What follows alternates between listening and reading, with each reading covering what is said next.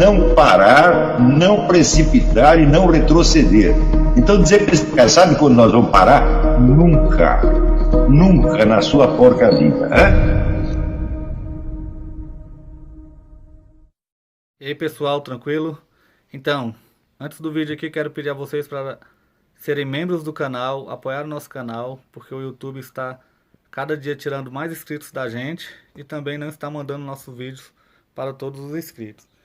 Então a gente pede para que você confira sua inscrição, se inscreva se não for inscrito, curta, comente, compartilhe, que isso vai estar ajudando o nosso canal. Vamos continuar aqui divulgando o trabalho do professor Olavo de Carvalho aqui no YouTube com vídeos e também postagens na comunidade. Então é isso aí, segue a gente também nas redes sociais, apoie o nosso canal, que a gente precisa muito de vocês. Muito obrigado a todos, fiquem com o vídeo.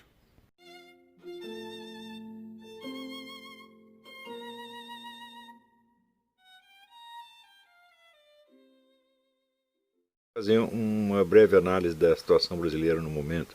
Eu acho que de tempo em tempo a gente tem que fazer um update nisso aí. De cara, assim, me parece que o principal problema no momento é a desproporção entre as gigantescas operações que se movem no terreno internacional, a partir de ou governo de superpotências ou de organismos internacionais, e a capacidade que o Brasil tem de reagir inteligentemente ou criativamente a esse desafio. Quando você vê que, por exemplo, 80% das nossas leis vêm prontas da ONU, e que, de certo modo, o programa do PT e o do PSDB também não são senão traslados de instruções da ONU, e que ao mesmo tempo onde o Brasil enfrenta a pior crise da sua história, aparece o ex-presidente americano Bill Clinton dizendo que não há crise nenhuma, que o Brasil está indo ótimo, que vai se recuperar e que tudo será divino e maravilhoso. Você vê que um dos fatores que asseguram a permanência no poder de um governo que tem o apoio de apenas 1% da população é o respaldo internacional. E você vê que até hoje, se não fosse pela minha própria influência, não haveria nenhum livro no Brasil sobre essa questão da nova ordem mundial. Fui eu que forcei editoras brasileiras a começar a soltar isso para dar para o povo assim, um mínimo de informação. Olha, tem uns camaradas lá na ONU planejando o seu futuro, tá certo? E vocês não estão nem sabendo o que eles estão fazendo, e quando vocês perceberem, o futuro que eles inventaram já está aí, tá certo? Então, vamos dizer, a desproporção entre a complexidade e amplitude dos planos, por um lado, tá certo? E a escassez de recursos intelectuais, eu não digo para reagir contra isso, mas pelo menos para compreender o que está se passando, este é o primeiro passo de tudo. Quer dizer, não adianta você focar muito na questão de PT ou Dilma, porque o problema não é esse, o problema é, como é que diz, é muito mais amplo do que isso aí. Quer dizer, e a situação é muito mais complexa. Eu acho que sem um estudo desse fenômeno do globalismo como um todo, nunca vamos entender o que está acontecendo no Brasil, o que está acontecendo na Venezuela, o que está acontecendo na Bolívia. Absolutamente nada, porque nós somos o terceiro mundo, nós somos a periferia, tá certo? E o Brasil, tradicionalmente, ele não é um sujeito da sua história, ele é um eco do que é decidido no exterior. Quer dizer, o Brasil é o rabo do cachorro, o rabo nunca vai abanar o cachorro, não tem a menor dúvida. Sempre foi assim. E o foco dessa dependência não é econômico, mas em hipótese alguma. Tá certo? O foco é puramente cultural e intelectual. Quer dizer, você tem uma pequena elite intelectual que está cada vez mais incapacitada para compreender o que está acontecendo. Então é muito fácil você enganar o povo, né? Então, por exemplo, esta tremenda penetração da China nos negócios do Brasil, a China está comprando tudo no Brasil, o pessoal não está acompanhando, tá certo? E, no máximo, veem isso só pelo aspecto econômico. Por quê? Porque a formação dos formadores de opinião brasileira é eminentemente econômica. Este predomínio econômico começou, por incrível que pareça, no tempo dos militares. Porque os militares simplesmente suprimiram a política, não havia política. Eles decidiam tudo e o Congresso só existia para carimbar os decretos. Tá certo? Então os políticos foram se mediocrizando e a atividade política foi se tornando cada vez mais irrelevante. Então, não existindo política, Aristóteles já dizia que quando acaba a política vem a economia. Então, o noticiário econômico, quando eu entrei no jornalismo, o noticiário econômico era uma parte especializada do jornalismo, era uma página da economia. De repente, a economia conquistou as manchetes dos jornais. E durante meses você só tinha, assim, até subiu o preço do arroz, isso virou a manchete do Estadão, né? Então isso mostra, vamos dizer, um desvio do foco causado por uma situação anormal. Só que a situação anormal, quando ela dura muito tempo, ela se torna normal. Isso aí é uma constante na sociologia, né? Quer dizer, a capacidade humana de perceber a anormalidade é limitada, né? Então, isso quer dizer que quando a situação anormal se prolonga, a sensibilidade do povo para a normalidade diminui também. Você acaba se acostumando com tudo, tá certo? Então, mas isso por si é um outro tema que nós poderíamos estudar no outro dia. Por quê? Este limite da capacidade, limitação da capacidade humana de perceber a normalidade é um elemento fundamental em engenharia social. Quer dizer, quando você quer impor uma nova situação que é anormal, é só você manter durante algum tempo e ela deixa de ser normal, você se acostuma com ela. Até o vocabulário tem que mudar, não é isso? Então, isso quer dizer que, em geral, a população ela só percebe a anormalidade seguinte, a nova, tá certo? As velhas, passou de 10 anos, acabou, aquilo já está estabelecido. E um fator que nós sempre temos que levar em conta é o seguinte: faça para vocês mesmo a seguinte pergunta. Quem, hoje em dia, dá instrução ao povo sobre o que é certo, o que é errado, o que é permitido, o que é proibido, o que é conveniente, o que é inconveniente, quem são os maus, quem são os bons, quem são os heróis, quem são os vilões, o que é boa educação, o que é falta de educação, o que você deve vestir, o que você deve comer, o que você pode falar, o que você não pode falar. Quem instrui a população sobre isso? São jornalistas. É exclusivamente a mídia. Quer dizer, a mídia desempenha uma função que outrora foi desempenhada pela igreja. Ela é a educadora da população e, na verdade, é a única educadora. Por quê? Porque os padrões dela são automaticamente imitados na educação, nas escolas. A mente dos professores é formada também pelos jornalistas, né? Eu sou, de certo modo, testemunha ocular, auditiva e quase táctil disso, porque eu trabalhei nas duas revistas da Fundação Vitor Chivita, Editora Abril, que forjaram a cabeça do professorado brasileiro. Uma revista se chamava Escola, depois com o nome de Nova Escola, e outra se chamava Sala de Aula, uma dirigida a professores primários e outra a professores secundários.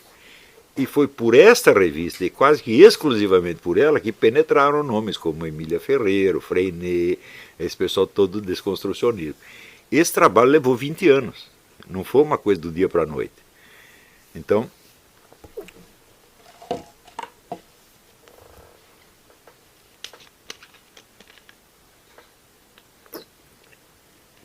essas revistas eram feitas por um grupo de não mais de 5 jornalistas, dos quais metade ligado ao PT e outra metade simpatizante, tá certo? E outra metade que aos poucos estava tentando entender o que acontecia, entre os quais eu. Quer dizer, eu não era, na época, eu não era um sujeito frontalmente antipetista e nem mesmo anticomunista, eu estava apenas observando e ficando cada vez mais perplexo com o que acontecia, mas eu não tinha me ocorrido a ideia de oferecer uma resistência a isso.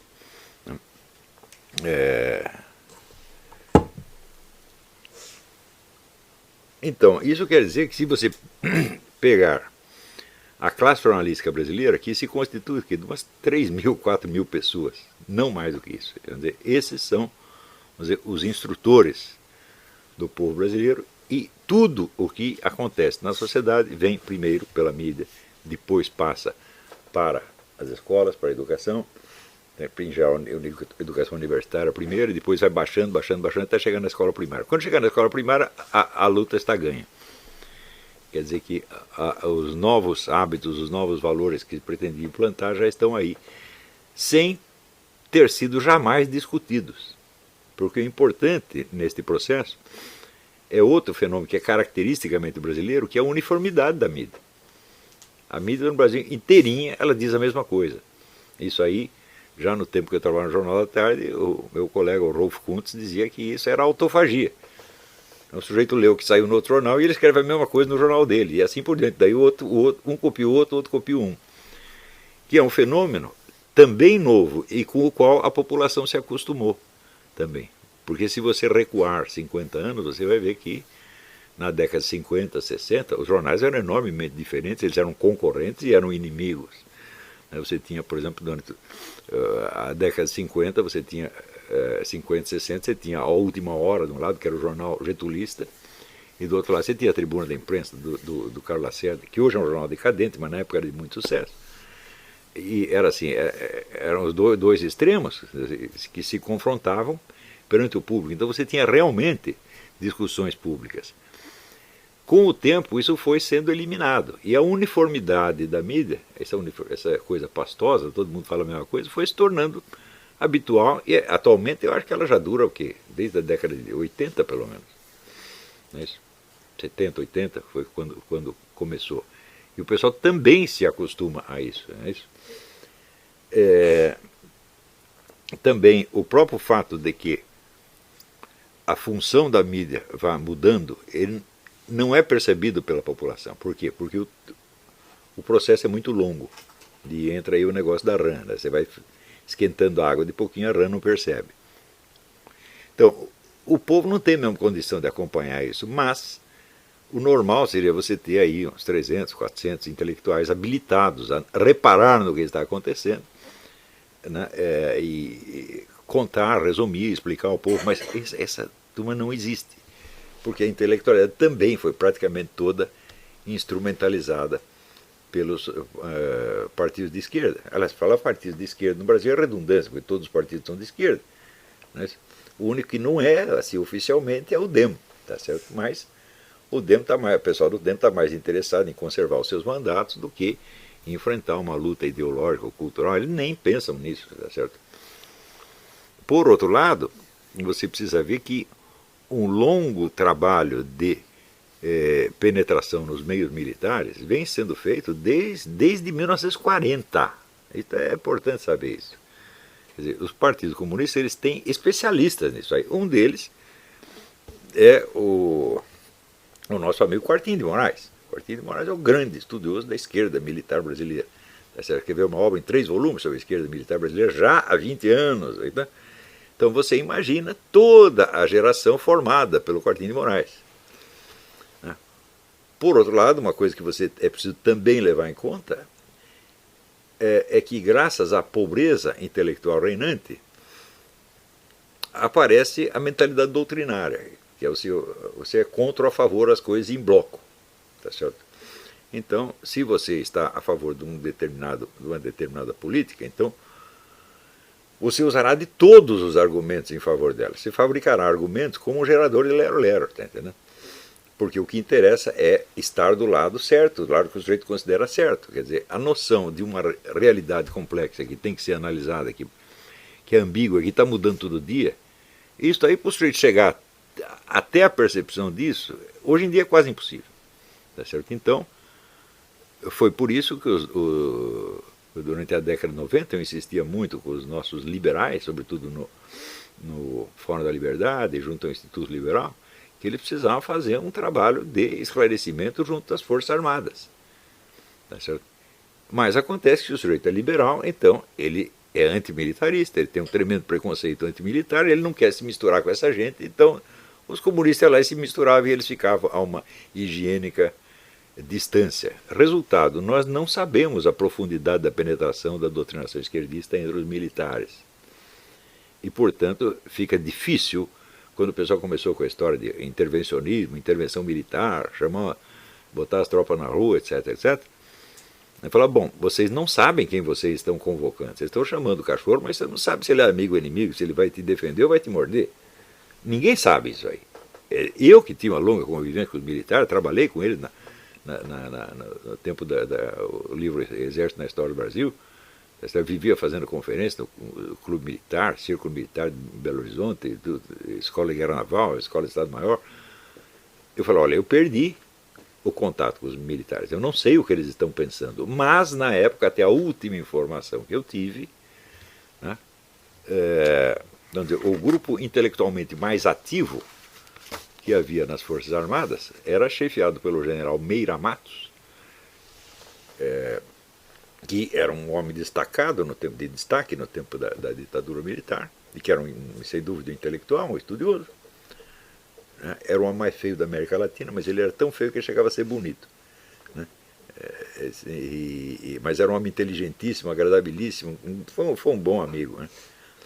Mas ele estava convencido de uma nova teoria de que o problema de Oriente e Ocidente, quer dizer, a bipartição do mundo, tinha acabado e que agora o problema era Norte e Sul, era pobres contra ricos. Então pronto, já entrou na história terceiromundista, tá certo? Ao mesmo tempo, o presidente do Clube Militar, que era o general Hélio Biapina, né, que era um sujeito do qual a esquerda tinha horror, porque eles inventaram a história de que ele tinha torturado o Gregório Bezerra, que era exatamente o contrário, ele salvou o Gregório Bezerra da tortura. Ele, na época, já estava com a cabeça tão virada que o sonho da vida dele era ter um contato com o pessoal da Hora do Povo. Havia um grupo também de oficiais chamado SEBRE, Centro Brasileiro de Estudos Estratégicos, um treco assim, que era aquele nacionalismo esquerdista. Quer dizer, o nacionalismo brasileiro é muito estranho. Ele é um nacionalismo que tem nada a ver com os valores, sobretudo com os valores culturais da nação. Ele tem a ver com os recursos materiais. O negócio do petróleo é nosso, né? Então, aquele senso de propriedade do território predomina sobre aquilo que se considera um nacionalismo em qualquer outro lugar, quer dizer, um nacionalismo como um culto das tradições da pátria. O que são essas tradições? É a memória de grandes feitos realizados em comum, né? Uma batalha, a construção de uma catedral, a conquista do território, né? Grandes projetos econômicos ou educacionais, tudo isso vai formando a memória daqueles feitos em comum e dá o senso da identidade nacional, né? O nacionalismo brasileiro não tem isso, ao contrário, né? Em geral, os heróis nacionais são desprezados, o passado é desprezado, ninguém liga para isso, ninguém quer nem saber, tá certo? Mas, por outro lado, existem duas coisas. Primeiro, o senso de propriedade territorial e o famoso medo da cobiça internacional, né? Que foi inventado negócio pelo presidente Bernardes, a cobiça internacional, né? Eles querem tomar o que é nosso, né? Então, esse permanente medo do território ser invadido, né, pelas grandes potências, sobretudo dos Estados Unidos, que nunca houve, eu não digo que não houve um projeto, não houve a ideia. A ideia do projeto nunca passou por nenhum oficial americano. Eles simplesmente ignoram isso. Isso é totalmente absurdo, isso aí, né? Então, quando você pensa em não invadir nem Cuba, vão invadir o Brasil, quer dizer, quem invadiu Cuba foram os cubanos, né? O governo Kennedy tinha prometido uma ajuda. Quando eles chegaram lá na Baía dos Porcos, o governo avisou: olha, não vai ter apoio aéreo, não vai ter apoio nenhum, vocês se virem, isso morram. Isto foi o máximo da interferência americana no continente latino-americano, o máximo, né? Para vocês verem que a famosa presença dos Estados Unidos no Brasil, que é, né, objeto de um livro desse historiador, agora até esqueci, Muniz Bandeira, tá certo? Ela é, sobretudo, um mito. Eu já contei para vocês que em 1964, o pessoal da KGB, querendo espalhar a história da intervenção americana, o golpe começou em Washington, não conseguiu encontrar um único agente da CIA lotado no Brasil. Agora pergunto, como é possível um país agir no outro sem você ter um agente lotado lá? Que não tem pode ter um agente que viaja de vez em quando, vai lá, mas você não tem um agente no local. Eu falei, então a ação é materialmente impossível, né? Então, como eles não acharam ninguém da CIA, então inventaram uma carta do diretor do FBI para um cara do FBI que estava aqui por coincidência. E espalharam isso para todos os jornais, todo mundo acreditou e até hoje o mito se repete, né? E quando se toca nesse assunto, aparecem então milhões de provas da intervenção americana. Que o americano planejaram o golpe. Uma das provas é a seguinte: os americanos deram dinheiro para organizações de direita, o IBAD, Instituto Brasileiro de Ação Democrática. Só que a ação democrática era ação parlamentar. Eu digo, mas se eles estavam fomentando uma ação parlamentar, por que eles iam fazer, né, um golpe militar se é para fechar o Congresso? Quer dizer, eles estavam davam de fato alguma força para a direita brasileira na forma de dinheiro, mas não para um golpe militar, e sim para a propaganda normal na política local. Aparecem outras provas monumentais, como aquele telefonema do embaixador Lincoln Gordon ao presidente Johnson, no dia 31 de março, dizendo: presidente, os tanques estão na rua, o que nós vamos fazer? Daí o Johnson responde: faça alguma coisa. Isto foi a participação, quer dizer, o próprio embaixador pego, de certo modo, né, de calça na mão, sem saber o que fazer, no dia 31 de março, isso foi a preparação americana do golpe. Mas é curioso, no Brasil, eu até escrevi um artigo sobre isso, quer dizer, aquilo que prova que os americanos não participaram da elaboração do golpe, embora tivessem alguma informação de que aquilo acontecia, é usado como prova de que foram os americanos que planejaram o golpe. Quer dizer, quando chega neste ponto, então, ou os caras estão nos fazendo de palhaço, eles mesmos são palhaços. E aí, pessoal, estamos mandando aí caneca para todo o Brasil. Muito obrigado ao pessoal que ajuda o nosso canal aí adquirindo as canecas. Também é uma forma da gente interagir. Muito obrigado. Também valeu aí pelas dicas, pelos comentários aí positivos ao nosso canal. Muito obrigado mesmo. Isso aqui é uma forma da gente manter o canal no ar. Tranquilo? Tamo junto aí, galera. Forte abraço, muito obrigado a todos. Quem quiser é só encomendar, essa daqui já vai para São Paulo, Rio de Janeiro. Todo o Brasil a gente manda. Valeu, tamo junto. O que a direita não aprende comigo, a esquerda pelo menos tenta aprender.